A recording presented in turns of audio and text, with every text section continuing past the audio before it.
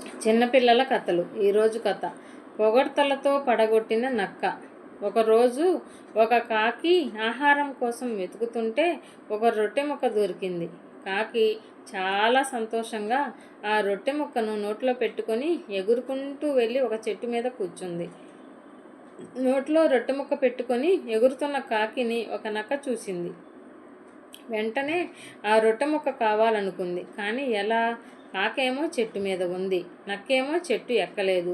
ఇప్పుడు నక్క ఏమి చేయాలి? ఆ చెట్టు కింద నించొని కాకితో మాటలు కలిపింది. ఓహో కాకి, ఎంత బాగున్నావు ఇవాళ, నిగనిగలాడిపోతున్నావు అంది నక్క. పొగడ్త వినగానే కాకి పొంగిపోయింది. ఈ విషయం నక్క గమనించింది. పొగడ్త కొనసాగించింది.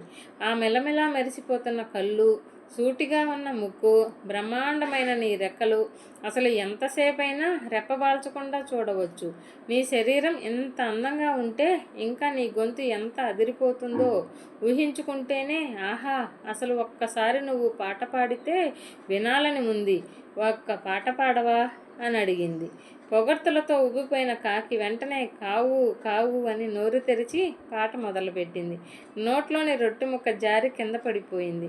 వెంటనే నక్క రోటి ముక్కను నోట్లో వేసుకొని తిరిగి వెనక్కి చూడకుండా వెళ్ళిపోయింది. రోటి ముక్క కోసమే తనను నక్క పొగిడిందన్న విషయం గ్రహించిన కాకి బాధపడింది. ఇంకెప్పుడు పొగిడే వాళ్ళను నమ్మకూడదని సంకల్పించుకుంది. అందుకే పిల్లలారా, పొగిడే వాళ్ళని పూర్తిగా నమ్మకండి. మిమ్మల్ని దండించినా, కొంచెం గట్టిగా చెప్పినా, మంచి చెప్పే వాళ్ళని నమ్మండి. కానీ పొగడ్తలతో మీ ముందు ఒకలాగా మీ వెనక ఒకలాగా మాట్లాడే వాళ్ళని గురించి అస్సలు గుంటనక్కలు లాంటి వాళ్ళని అస్సలు నమ్మొద్దు పిల్లలారా.